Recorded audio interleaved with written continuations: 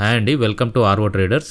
ఈ వీడియోలో మీకు 1000 litre per hour RO water ప్లాంట్కి మెంబ్రెన్స్ ఎలా లోడ్ చేయాలో ఎక్స్ప్లెయిన్ చేస్తాను. సో ఫస్ట్ ఆఫ్ ఆల్ ఈ ప్లాంట్ వచ్చేసి 1000 లీటర్ పర్ అవర్ కెపాసిటీ అండి. సో దీనికి 4 మెంబ్రెన్స్ వస్తాయి. 40-40 సైజ్ మెంబ్రెన్స్ 4 మెంబ్రెన్స్ వస్తాయి అన్నమాట.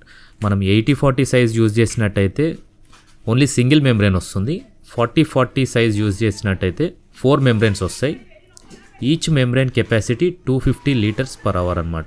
సో ఓవరాల్గా మనకి 4 మెంబ్రెన్స్ వస్తాయి. 1000 litre per hour output water వస్తుంది మనకి.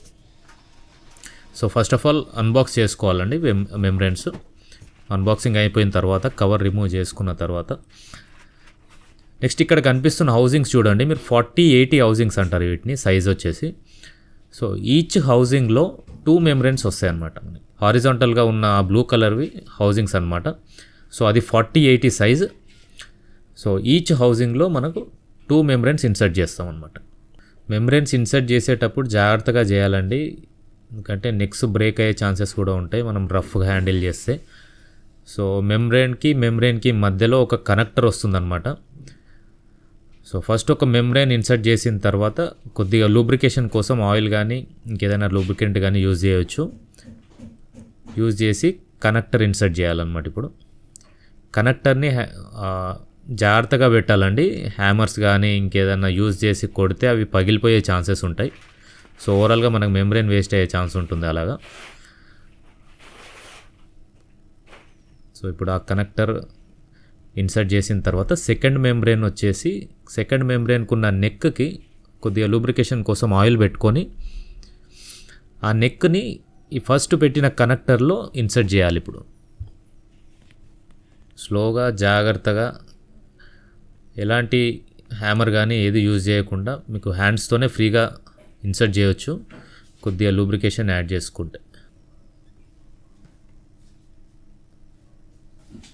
సో అది ప్రాపర్గా నెక్ వెళ్ళి కనెక్టర్లో ఇన్సర్ట్ అయిన తర్వాత మెంబ్రెన్ అదర్ ఎండ్ వచ్చేసి కొద్దిగా లూబ్రికేషన్ యాడ్ చేసి కంప్లీట్గా ఇన్సర్ట్ చేయాలి లోపలికి, హౌసింగ్ లోపలికి. సో ఆల్రెడీ మనం హౌసింగ్కున్న అదర్ సైడ్ మనం ఆల్రెడీ ఎండ్ క్యాప్ యాడ్ చేసామండి. సో ఇప్పుడు మెంబ్రెన్ ఇన్సర్ట్ చేసిన తర్వాత ఇటు సైడ్ కూడా ఎండ్ క్యాప్ అనేది ఇన్సర్ట్ చేయాలి. సో ఎండ్ క్యాప్కి ఒక ఓరింగ్ వస్తుంది. ఆ ఓరింగ్ పెట్టిన తర్వాత కొద్దిగా లూబ్రికేషన్ కోసం ఆయిల్ యాడ్ చేసుకొని ఎండ్ క్యాప్ అనేది ఫిక్స్ చేయాలి. ఎండ్ క్యాప్ ప్రాపర్గా నెక్లోకి వెళ్ళిందా లేదా చూసుకున్న తర్వాత చిన్న గ్యాప్ టైప్ వస్తుంది, దాంట్లో మనము క్లిప్స్ పెట్టేసి స్క్రూస్ టైట్ చేసుకోవాలి. ఇప్పుడు ఫస్ట్ హౌసింగ్కి మనం ఆల్రెడీ మెంబ్రెన్స్ ఇన్సర్ట్ చేసాము. ఇప్పుడు సెకండ్ హౌసింగ్లో కూడా సేమ్ ప్రాసెస్.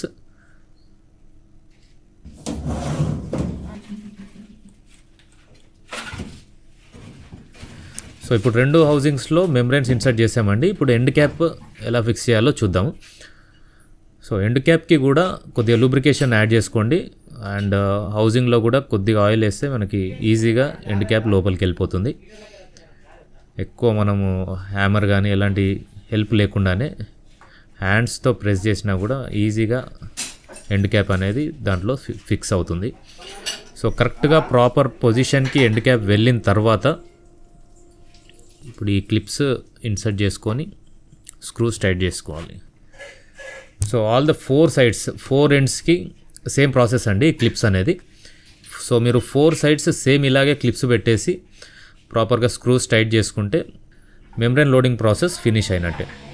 ఫర్దర్ వీడియోస్లో ప్లాంట్కి సంబంధించి ఫుల్ ఇన్స్టాలేషన్ వీడియో కూడా రాబోతుందండి.